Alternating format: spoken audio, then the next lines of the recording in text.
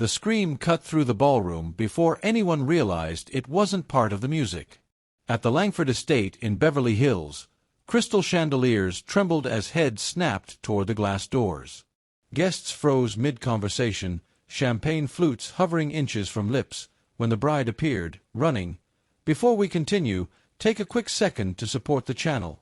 These stories take time, care, and real effort to create. If you enjoy powerful billionaire stories like this one, hit the subscribe button, turn on notifications, and join our community. It helps the channel grow, and lets us keep bringing you stories that matter. Thank you. Now, let's continue. Olivia Carter, still in her wedding gown, burst through the doors like a warning no one wanted to hear. Her heels slipped on marble. The hem of her dress tore. She didn't stop. Behind her, security shouted, "Miss Carter, stop! Close the gates!" Inside the ballroom, the groom stood motionless. Ethan Blackwell, billionaire heir, tech empire prince, the man who believed he owned outcomes, watched his bride flee with an expression that shifted from confusion to fury in seconds. "She's not leaving," he said sharply. "Get her! Now!" But Olivia was already down the steps. Cameras flashed as she ran past a line of Bentleys and Rolls-Royces idling beneath palm trees. The press had been kept outside the gates, but word spread fast when a billionaire wedding cracked in public. Her veil caught on a decorative hedge and ripped free. She didn't look back. All she could hear was her own breathing and the sentence replaying in her head like a gunshot. "This marriage is the contract." 30 minutes earlier, in the bridal suite, her phone had buzzed. Unknown number. One message. One attachment. A merger document. Blackwell Industries. Acquisition of Carter Holdings contingent upon marital execution. She'd felt the air leave her lungs. Her father's company wasn't being saved. It was being taken.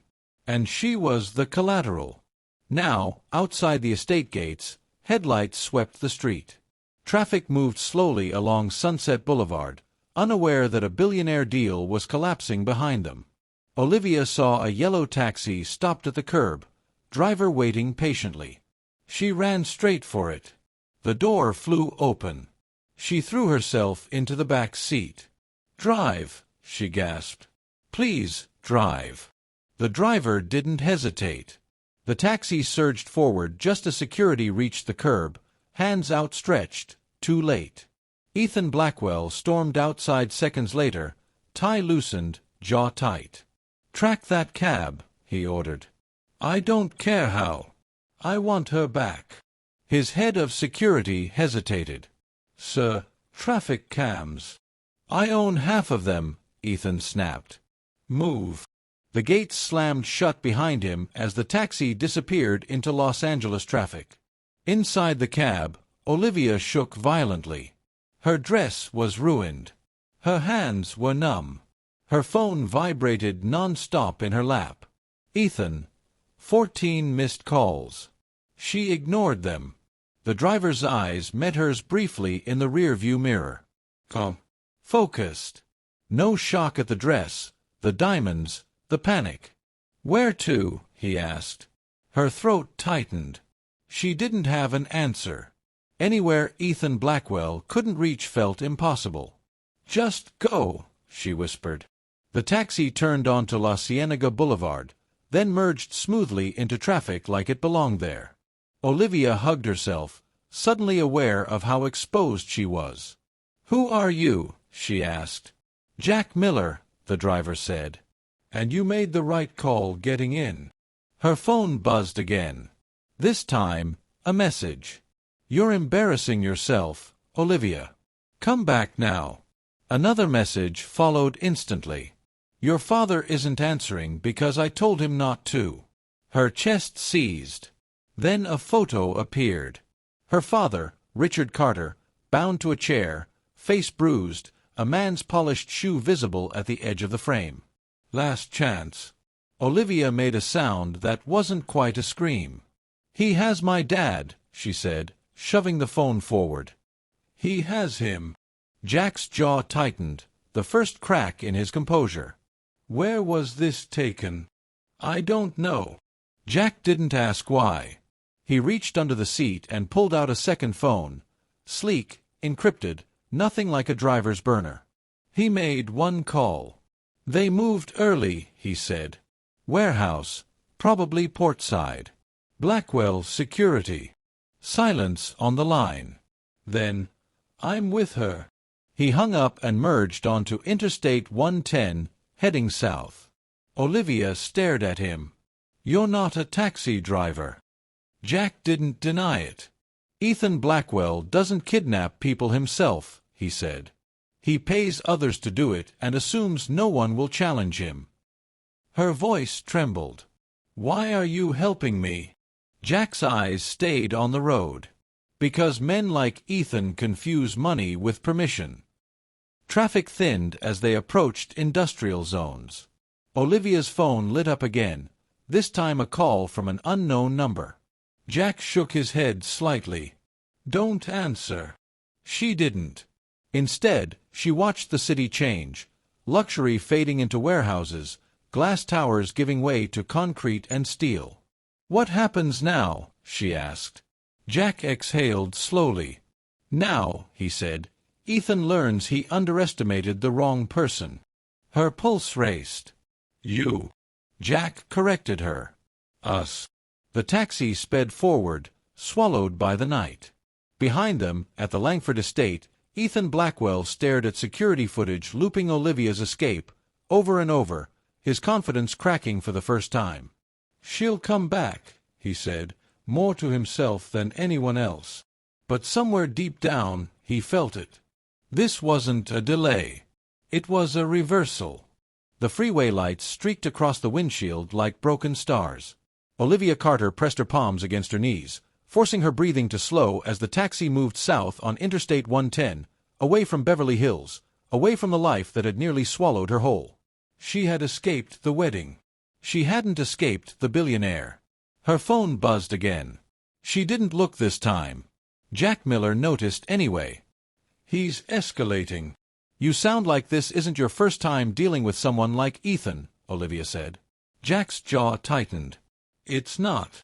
The city changed around them, luxury storefronts fading into warehouses, palm-lined streets replaced by concrete and chain-link fences. They passed exits marked downtown, harbor, port access. Olivia swallowed. "You said warehouse. Portside." "Yes." "Why there?" "Because it's private, loud, and no one asks questions," Jack replied. "Especially when a billionaire's security badge opens doors." Olivia stared at him. "How do you know so much about him?" Jack didn't answer immediately. Instead, he took an exit toward San Pedro, the smell of salt and diesel beginning to creep into the air. "You don't marry into a family like the Blackwells without making enemies," Jack said finally. "Some of us just don't forget." Olivia's phone lit up again, this time with a new message. "You have 10 minutes before this becomes permanent." Her hands shook. "Please," she whispered. "Whatever you're planning, just don't get my father killed." Jack's voice was steady. "I won't." That certainty scared her more than panic would have. "You talk like you have control," she said. Jack glanced at her in the mirror.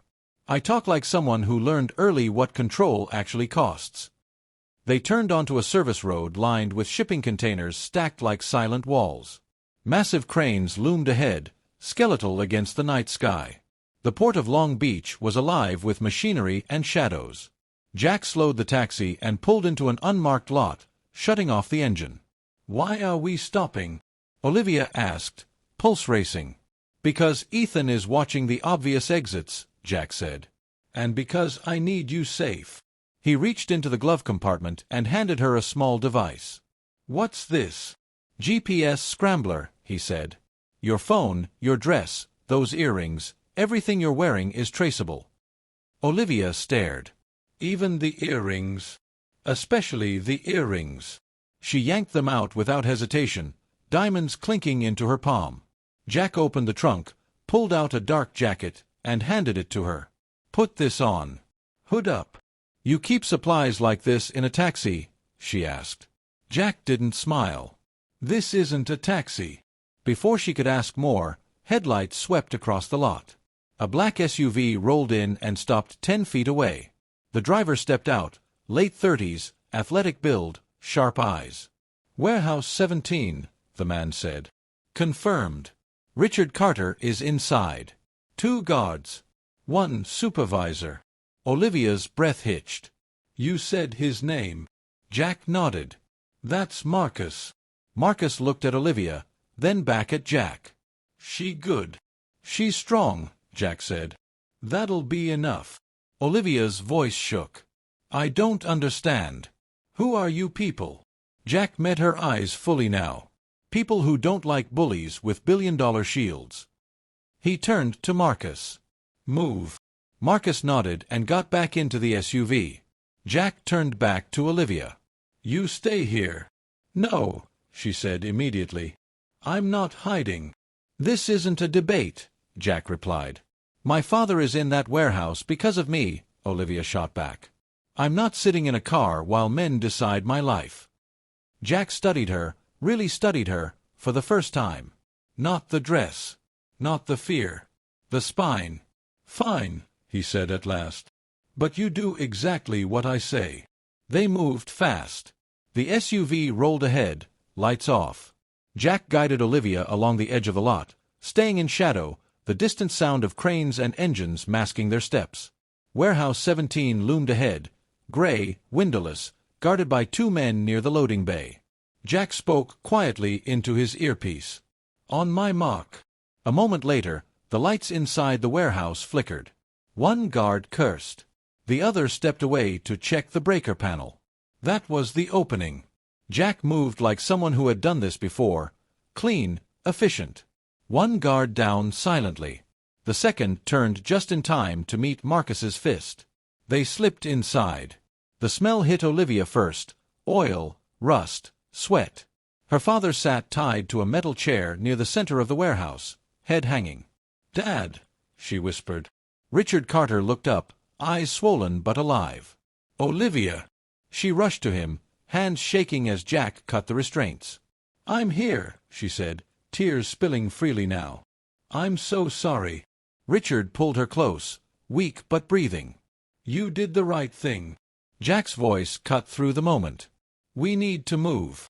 Sirens wailed faintly in the distance, still far, but closing. As they guided Richard toward the exit, Jack's phone buzzed. He glanced at it and swore softly. "What?" Olivia asked. "Ethan," Jack said. "He's finally realized this isn't a negotiation." They reached the SUV just as headlights flared at the far end of the lot. Blackwell Security. Jack shoved Richard into the back seat, then Olivia. Marcus hit the gas. The SUV roared forward as shots rang out, wild, panicked, poorly aimed.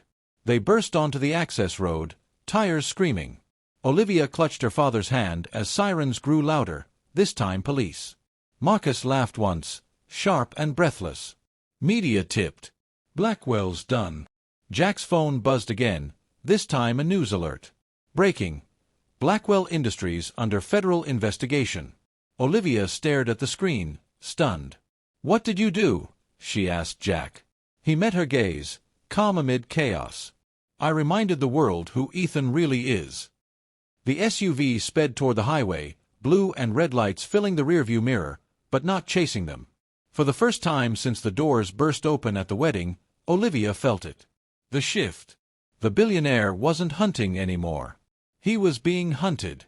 Ethan Blackwell knew something was wrong the moment his jet was delayed. Not weather. Not air traffic. Paperwork. At the private hangar in Van Nuys Airport, Ethan stood beside the Gulfstream, phone pressed to his ear, jaw tight. "That's impossible," he snapped. "I cleared this flight an hour ago." The pilot shifted uncomfortably. "Sir?" "FAA override. We can't take off." Ethan turned slowly. "Override from who?" The pilot hesitated. "Federal." That word hit harder than any insult.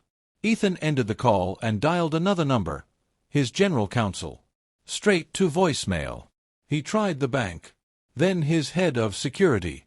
Then his father's private line. Nothing. For the first time in his life, Ethan Blackwell felt the ground move beneath him. Across the city, inside the speeding SUV, Jack Miller watched the same collapse unfold from the other side. "They froze his exit routes," Marcus said, eyes flicking between mirrors and the road. "Banks first. Then airspace. Classic." Olivia sat in the back seat beside her father, still holding his hand. "You planned all this," she said quietly. Jack didn't deny it. "I prepared for it." Richard Carter looked at him carefully. "You're not just some rival businessman." "No," Jack said. "I'm what happens when billionaires cross lines they think don't exist." Police lights flared again behind them, this time slowing, then stopping altogether as patrol cars peeled away toward the port. Marcus smirked. "That's our cue." Jack nodded. "They've got him." Ethan's phone buzzed. Unknown number. He answered. Jack's voice came through, calm, precise. "You should sit down." Ethan laughed, short, sharp, forced. "You think you're clever? Do you know who you're dealing with?" "Yes," Jack replied. "That's why this worked." Ethan glanced around the hangar, suddenly aware of how empty it felt. "What do you want?" Jack didn't raise his voice. "Release all claims against Carter Holdings. Public apology. And you walk away." Ethan's smile was gone now. "You don't make demands of me." Jack paused. Then, "Your offshore accounts are being audited. Your board is meeting without you. And your security footage from Warehouse 17 is already in federal hands." Silence stretched. Ethan swallowed. "Who are you?" "Someone you never bothered to check," Jack said. "Because you thought power made curiosity unnecessary." Ethan's breath came shallow. "This isn't over." Jack's response was immediate. "It is." The call ended. At that exact moment, Ethan's phone lit up again, news alerts stacking rapidly. Blackwell Industries stock halted, FBI raid multiple Blackwell properties, illegal detention allegations confirmed. Ethan turned slowly as black SUVs rolled onto the tarmac. Federal agents stepped out. "Ethan Blackwell," one said. "You're being detained." Ethan looked past them, toward his jet, toward the life he thought was untouchable. "You can't do this," he said weakly. The agent didn't blink. "We already did."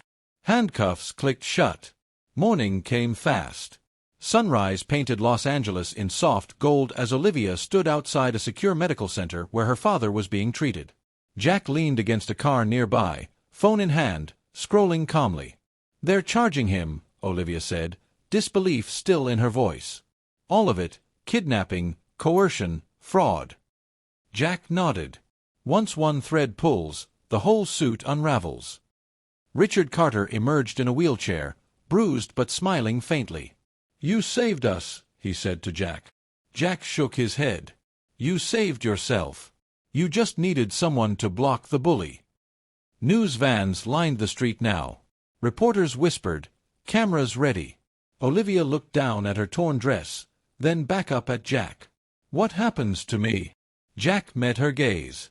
"You walk away." "And him?" she asked.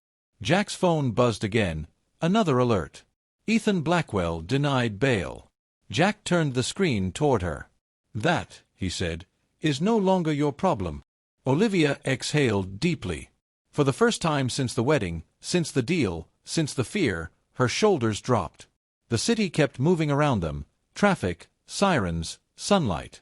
But something fundamental had changed. A billionaire had fallen. And she was free. Ethan Blackwell didn't look like a billionaire in the holding cell. No designer suit. No private security. No executive assistants buffering reality. Just a gray jumpsuit, harsh fluorescent lights, and a lawyer who couldn't negotiate with handcuffs. In the interrogation room at the Metropolitan Detention Center in downtown Los Angeles, Ethan leaned forward with the confidence of a man who had bought outcomes his entire life. "This is a misunderstanding," he told the federal agent across the table. "I can fix it." The agent didn't blink. "You can't fix video footage." Ethan's jaw tightened. "That warehouse wasn't mine." The agent slid a folder across the table. "The lease is in your name. The security team is on your payroll. The payments came from accounts tied to Blackwell Industries. Ethan stared at the papers and forced a laugh that sounded like a crack. "Fine," he said. "Then let's talk terms." The agent's face remained cold. "This isn't a merger. This is a case." Ethan's phone had been taken hours ago. He didn't know the stock price. He didn't know how badly his board had panicked. He didn't know which partners had already begun distancing themselves like rats fleeing a sinking ship. But he could feel it. The silence that follows a man when his power is removed.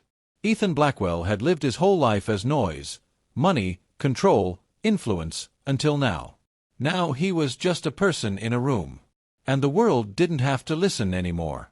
Across the city, Olivia Carter stood inside a high-rise conference room overlooking Century City. She wasn't wearing her wedding dress. She wasn't wearing couture. She wore a clean navy blazer, hair pulled back, eyes sharp. Her father sat beside her, still recovering, still bruised, but alert. The CFO of Carter Holdings sat across the table, hands shaking slightly, a laptop open to a wall display. On the screen, documents. Real documents. Not traps. Not threats. Just the truth. Carter Holdings was never failing, the CFO said quietly. We were being cornered. Blackwell shell firms bought the debt and created the illusion of collapse. Olivia leaned forward. So he manufactured the emergency. Yes, the CFO admitted. So you'd accept the marriage as rescue. Her father's jaw flexed, anger tightening his face. Olivia didn't explode. She didn't shout. She simply nodded once, as if filing Ethan into a category. Handled. Reverse it, she said. The CFO blinked. Olivia, Blackwell's reach is. Olivia cut him off. Not anymore. Her father looked at her with pride and pain. You shouldn't have had to be this strong. Olivia's voice stayed calm. But I am. She signed one paper, authorizing the legal team to claw back assets and nullify any Blackwell-linked claims. Not a marriage contract. A counterstrike. Outside the conference room, reporters waited like vultures. They wanted a statement, a tearful bride story, a billionaire scandal headline. Olivia didn't give them the version they expected. She gave them a new one. That afternoon, at the steps of a federal building in downtown L.A., Olivia stood behind a podium flanked by attorneys. Cameras flashed. Microphones crowded the air like sharp teeth. She didn't smile. She didn't cry.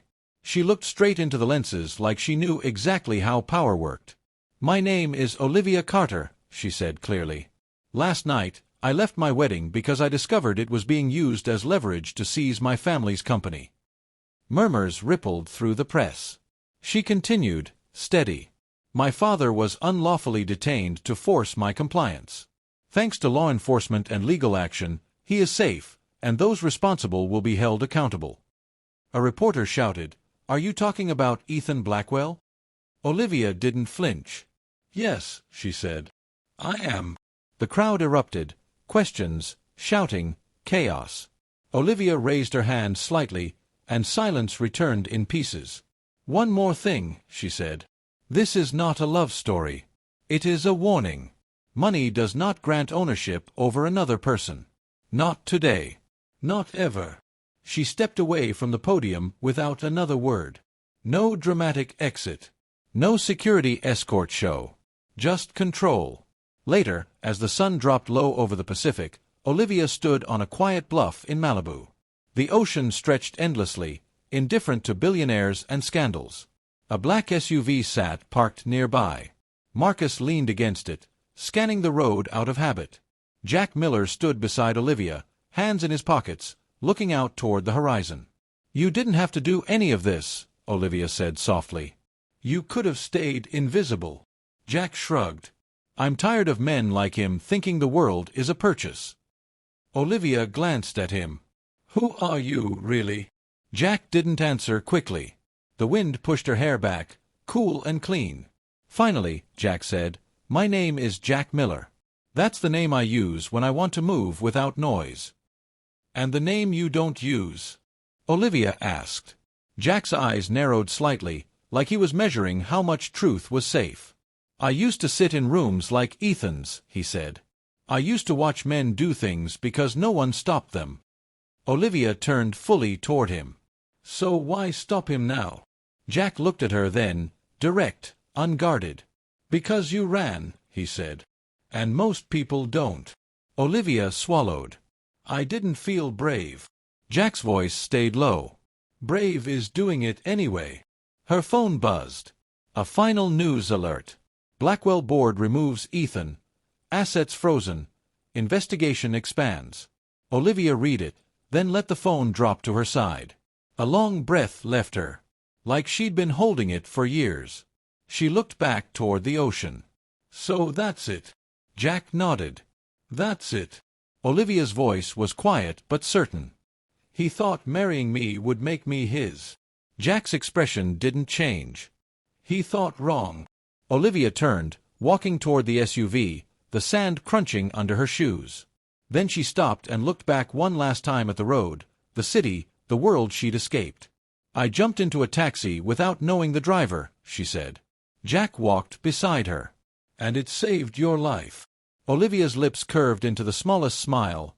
Not joy, not romance. Freedom. As they drove away along the Pacific Coast Highway, the sun sank into the water like a final curtain. Behind them, Ethan Blackwell's empire collapsed in silence. And ahead of them, Olivia Carter's life belonged to no one but her.